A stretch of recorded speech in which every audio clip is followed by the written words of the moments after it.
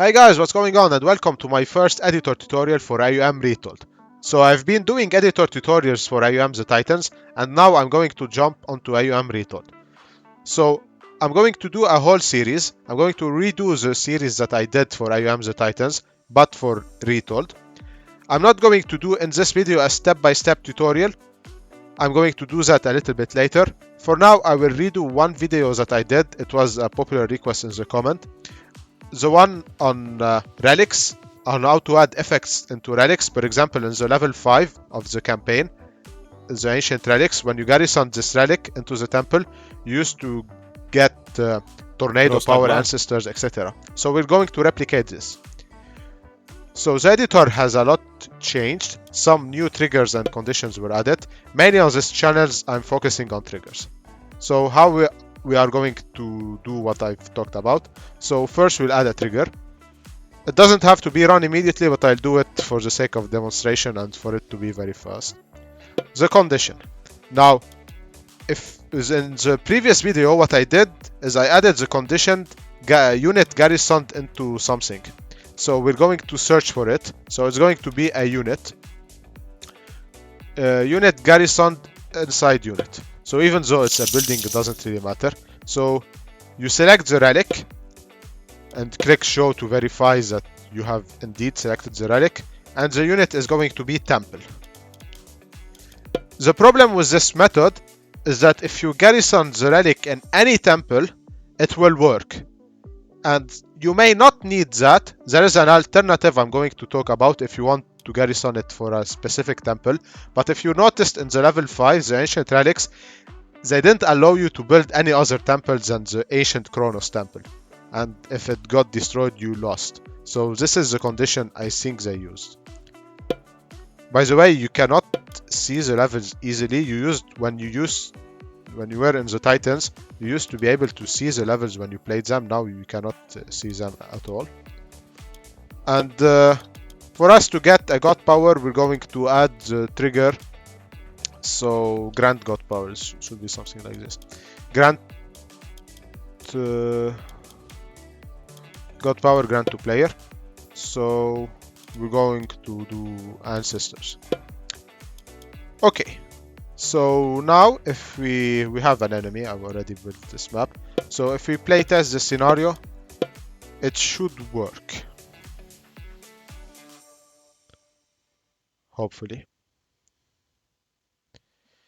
Retold is a bit slower than the Titans, but it doesn't really matter.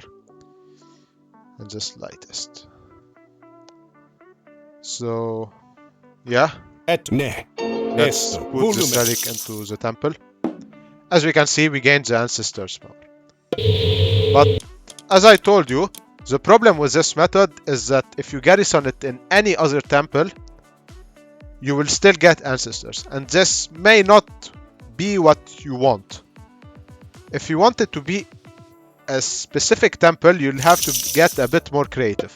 So we aren't going to use the condition unit is garrisoned inside unit, even if it's the one I used in the previous tutorial. So we're going to use distance to unit. And what we are going to do is we are going to see if the relic is inside the temple. And what does this mean? That means that the distance to the temple is equal to 0. So we're going to select this relic as source unit, and we're going to select the temple as a target unit. And if the relic is inside the temple, only then this condition is satisfied. And let's test it right now. Also, I'm going to show you how to have a specific relic. So how to change the relic to have a specific name. So we want the relic monkeys. I don't know what they are called now. All of them have changed names. So I'm going to show you how to do that. So if we select and garrison to the temple, we still gain ancestors. And now it will only work for this temple and not any temple in the map, which is cool. I like that there is multiple ways to do things and each one has a different use. So now I'm going to show you how to specify the relics that you want. So you're going we're going to add another trigger. The condition is going to be always, or if you want it, you could change the condition, but I'm going to do always. And the trigger is, you have two triggers. You have relic create and relic force. Relic force, that means if you've already added a relic into the map, this relic will be forced to be a specific relic. So I want to have Armor of Achilles, for example. I want this relic to be Armor of Achilles. You can also use relic create, so you don't have to have a relic on the map.